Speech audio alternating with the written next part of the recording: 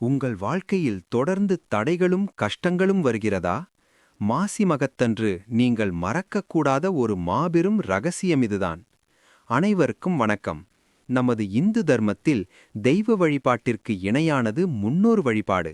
அதிலும் குறிப்பாக மாசிமகம் என்பது வெறும் கடலில் நீராடும் நாள் மட்டுமல்ல, நமது தலையெழுத்தையே மாற்றக்கூடிய ஒரு அற்புதமான நாள். மாசி மாதத்தில் வரும் பௌர்ணமியும் மகம் நட்சத்திரமும் கூடி வரும் புனிதமான நாளே மாசிமகம். இந்த நன்னாளில் நமது பித்ருக்களுக்கு தர்ப்பணம் கொடுப்பது ஏன் அவ்வளவு முக்கியம்?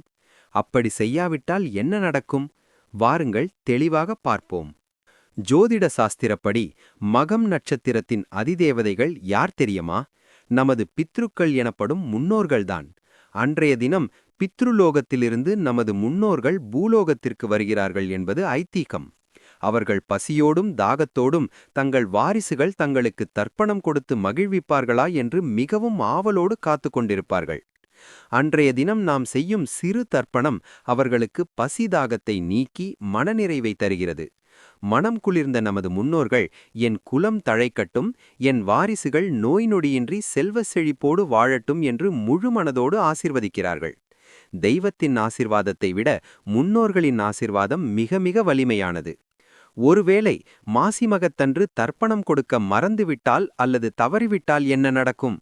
தங்களை நினைவு கூர்ந்து எள்ளும் நீரும் தருவார்கள் என ஆவலோடு வரும் முன்னோர்கள் நாம் அதை செய்யாதபோது மிகுந்த ஏமாற்றத்துடனும் வருத்தத்துடனும் திரும்பிச் செல்கிறார்கள். அந்த பெருமூச்சும் வருத்தமுமே பித்ருதோஷமாக மாறுகிறது என்று சாஸ்திரங்கள் கூறுகின்றன. பித்ருதோஷம் ஏற்பட்டால் குடும்பத்தில் காரணமில்லாத சண்டை சச்சரவுகள், திருமணத் தடை, குழந்தை பாக்கியத்தில் தாமதம் மற்றும் செய்யும் தொழிலில் எதிர்பாராத நஷ்டங்கள் ஏற்படலாம். அவர்கள் நமக்கு சாபமிடுவதில்லை, மாறாக அவர்களின் வருத்தமே நமக்கு தடையாக மாறுகிறது என்பதை நாம் புரிந்து கொள்ள வேண்டும். எனவே மாசிமகத்தன்று அருகிலுள்ள நீர்நிலைகளுக்கோ அல்லது கோவில்களுக்கோ சென்று புரோகிதர்கள் மூலமாக தர்ப்பணம் செய்வது மிகவும் சிறந்தது. முடியாதவர்கள் தங்கள் வீட்டிலேயே முன்னோர்களை நினைத்து வழிபட்டு ஏழைகளுக்கு அன்னதானம் வழங்கலாம். இப்படி முழு ஈடுபாட்டோடும் மரியாதையோடும் நாம் செய்யும் இந்த சிறு கடமை நமது குடும்பத்தில் உள்ள 7 தலைமுறைக்குமான தடைகளை உடைத்து செல்வத்தையும் அமைதியையும் கொண்டு வரும். மாசிமகத்தன்று மறக்காமல் முன்னோர்களை வணங்குங்கள்.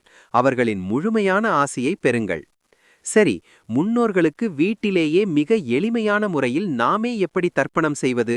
அதற்கான சரியான நேரம் மற்றும் விதிமுறைகள் என்ன என்ற ஒரு பெரிய ரகசியத்தை நமது அடுத்த வீடியோவில்